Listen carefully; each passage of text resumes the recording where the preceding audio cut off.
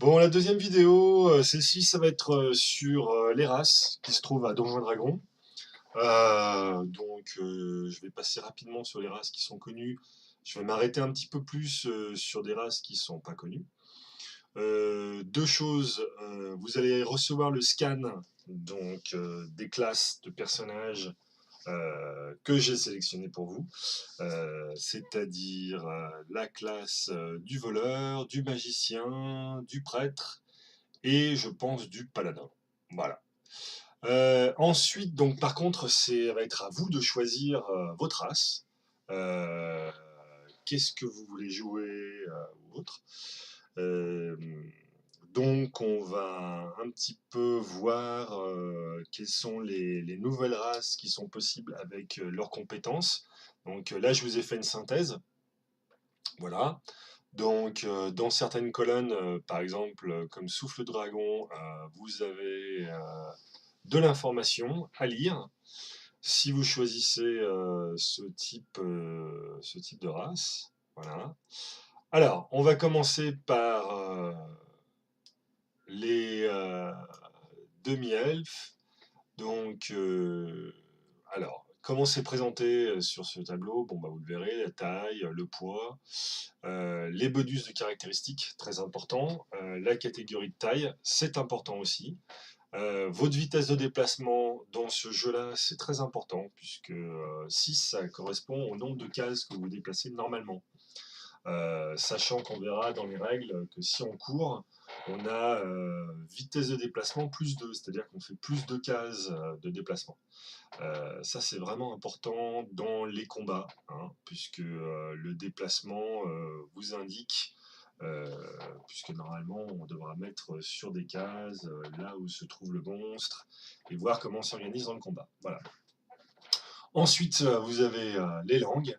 Vous avez la vision si elle est nocturne ou si elle est normale. Les langues, les bonus.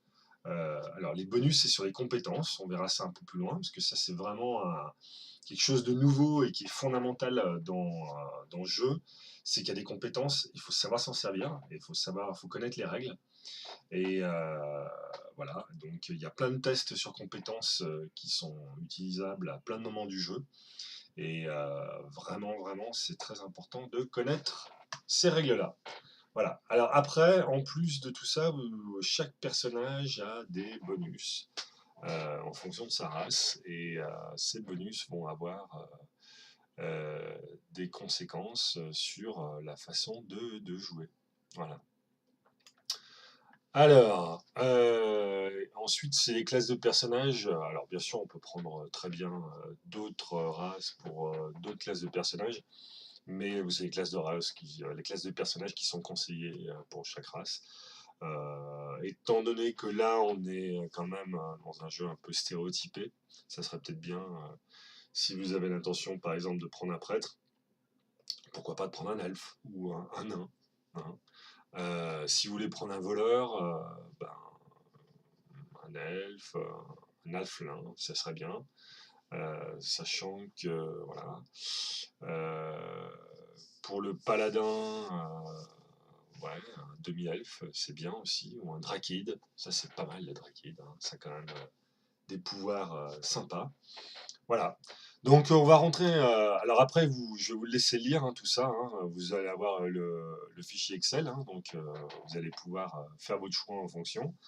C'est vraiment un résumé de tout ça. Moi, je vais juste rentrer un petit peu sur les races pour les présenter assez rapidement. Alors, le demi-elfe, je rentre pas trop dans le détail, hein. C'est un moitié homme, moitié elfe, hein, donc voilà. Nouvelle race, le Drakeid. Alors, le Drakeid, en fait, c'est une sorte comment dire, de dragon. Ça ferait partie de la famille des dragons, mais c'est pas tout à fait un dragon. Ça se déplace sur deux jambes. Et ça a plein de petites caractéristiques sympas pour jouer un guerrier, hein. D'ailleurs, la dernière fois, le guerrier, je lui avais donné ça comme race, Drakeid. Parce qu'on a la fureur du Drakeid, l'héritage draconique et le souffle du dragon. Voilà. Donc, je vais vous lire simplement ce qu'ils mettent sur les Drakids. Donc, C'est né pour combattre, les Drakeides appartiennent à une race de mercenaires errants, de soldats et d'aventuriers. Il y a longtemps, leur empire combattait pour la domination absolue du monde, mais à présent, il ne reste que quelques clans déracinés composés de ces fiers guerriers pour transmettre la légende de leur glorieux passé. Alors, jouer un Drakeid, si vous voulez, ressembler à un dragon, être fier héritier d'un ancien empire déchu, cracher de l'acide, de l'électricité, du feu, du froid et du poison, et être membre d'une race qui préfère des classes de guerriers, maîtres de guerre et paladins. Voilà. Donc, je rentre pas plus dans le détail, mais c'est vrai que pour quelqu'un qui veut jouer un guerrier, c'est bien. Ensuite, on a les Éladrins. Alors, les Éladrins, c'est des c'est défini comme ça, c'est des créatures magiques entretenant des liens forts avec la nature. Les Éladrins vivent dans des villes au cœur des terres crépusculaires de Féerie. Leurs cités sont suffisamment proches du monde pour que parfois elles s'y matérialisent. Et ces apparitions sont toujours brèves, souvent dans des vallées montagneuses et au cœur des clairières profondément enfouies de la forêt. Puis elles disparaissent pour rejoindre la Féerie. Voilà.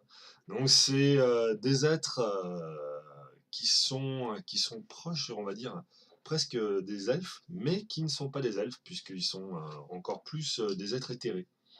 Voilà. Donc vous jouez un Aladrin si vous voulez être mystérieux et détaché de ce monde, être élégant et intelligent. Vous téléportez sur le champ de bataille, dissimulé par la magie de Féerie. Alors ça, c'est quand même une sacrée compétence. Téléportation, voilà. Donc la compétence, c'est d'un pas vous disparaissez d'un point pour apparaître à un autre. Et vous pouvez téléporter de maximum 5 cases. Alors les règles pour la téléportation, c'est qu'il faut que vous voyez le point auquel vous devez vous téléporter. Là, vous ne pouvez pas vous téléporter derrière un mur ou quoi que ce soit. Voilà. Mais l'aladrin, c'est quand même super pour celui qui veut jouer un magicien. Enfin, moi je trouve quoi. Voilà. Ils mettent aussi maître de guerre voleur, pourquoi pas. Hein, un voleur et ladrin, ça peut être aussi pas mal, mais je trouve que pour le magicien, c'est classe. Voilà. Alors ensuite l'elfe. Bon bah l'elfe, on connaît tous ça. Hein. Alors chez Donjons et Dragons, c'est pas tout à fait l'elfe tel qu'il est vu par Tolkien, parce que l'elfe par Tolkien, ça serait plus justement les ladrins. Non, l'elfe, ça serait. Alors ils le décrivent comme ça. Sauvages et libres, les elfes surveillent leur domaine forestier. Particulièrement discrets, ils utilisent des flèches mortelles qui tirent depuis les arbres. Ils bâtissent leur maison dans le respect de l'harmonie sylvestre. D'ailleurs, la symbiose est telle que souvent les voyageurs ne remarquent pas qu'ils sont entrés dans une ville elfique. Jouez un elfe si vous voulez être rapide, silencieux et sauvage.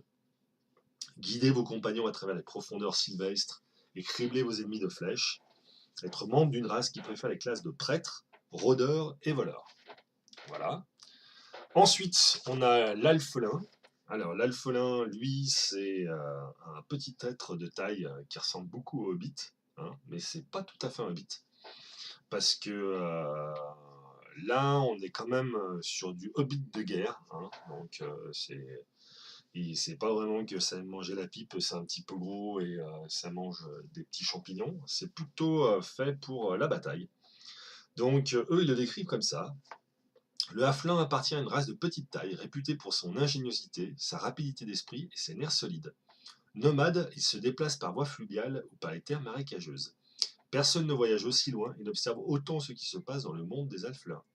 Donc là, on est déjà loin, loin, loin de la comté. Alors, Joanne Haflin, si vous voulez être un héros avec du cran qu'on aurait tort de sous-estimer, être agréable, chaleureux et amical, et être membre d'une race qui préfère la classe des rôdeurs, sorciers ou voleurs. Et j'ai envie de dire que c'est quand même tip top pour un voleur. Voilà. Ensuite, l'humain, ben, on sait tous, hein, puisqu'on en est tous un peu. Enfin, on est d'accord pour certains, un petit peu moins que pour d'autres, mais quand même. Comparé aux autres races civilisées, les humains sont très différents les uns des autres. D'ailleurs, leurs valeurs morales, leurs coutumes, leurs motivations varient énormément. Il ne demeure pas moins que ce sont eux qui bénéficient de la meilleure capacité d'adaptation. Ce qui explique certainement qu'on trouve quasiment partout des communautés humaines. Jouez un humain si vous voulez être un héros débrouillard avec assez de détermination pour relever n'importe quel défi. Appartenir à la race la plus diversifiée et polyvalente, être capable d'exceller dans n'importe quelle classe. Alors voilà, donc ça, l'humain, c'est le choix de base. Alors ça donne quand même pas mal d'avantages. Hein. On a la possibilité de choisir ses bonus là où on veut. On peut a 2 langues, on a 3 bonus de compétences, ce qui est pas rien. Et ensuite, on a une compétence de classe encore supérieure, un pouvoir à volonté supplémentaire et un talent supplémentaire, ce qui n'est pas rien du tout. Voilà, donc l'humain, pas du tout à négliger, très sympa quand même. Avec ça, n'importe quel personnage peut jouer un humain, et il a quand même des super avantages d'avoir un pouvoir en plus et un talent en plus. Pour commencer, ça fait déjà pas mal de pouvoir, ça fait déjà 2 talents, et si on commence au niveau 3, ça fera 3 talents, ce qui est bien. Voilà. Alors, ensuite le nain, vous l'avez joué la dernière fois, je vous apprends rien, hein. Jouez un nain si vous voulez être dur, bourru et fort comme un roc, apporter la gloire à vos ancêtres, être capable d'encaisser autant de coups que vous donnez, et être membre d'une race qui préfère les classes de guerrier, paladin et prêtre. Voilà. Le Tieffelin. Alors le Tieffelin, ça c'est une nouvelle créature, parce que moi je n'avais jamais vu le Tieffelin avant. C'est une créature qui ressemble un petit peu à un diable, hein. Donc il est décrit comme ça. Héritier maudit d'une lignée infernale, le Tieffelin n'ont plus de terre à eux. Ils vivent à présent encore des royaumes des grandes cités humaines. Ce sont les descendants des seigneurs humains qui ont passé des accords avec les forces du mal, il y a bien longtemps alors que leur empire couvrait la moitié du monde connu. Mais ce dernier fut réduit à néant, depuis les Tieflins sont condamnés à survivre dans un univers qui, au mieux les craint, au pire les déteste. Alors, jouez un Tieflin si vous voulez être un héros qui doit lutter contre son côté obscur, exceller dans la ruse, l'intimidation ou la persuasion pour qu'on obéisse à votre volonté. Être membre d'une race qui préfère la classe des maîtres de guerre, sorciers ou voleurs. Voilà. Donc, c'est vrai que ça peut faire un voleur sympa, le Tieflin, hein. Un peu craindre tout le monde, et puis en même temps, il a quand même un petit côté sombre, mais il a des trucs sympas, quoi. Jet d'attaque +1, l'appel du sang, jet d'attaque contre les adversaires en péril aussi +1, résistance au feu. Non, c'est pas mal du tout le Tieflin. Voilà, donc ça c'est pour les races les plus connues, hein. Euh, je vais faire une petite pause.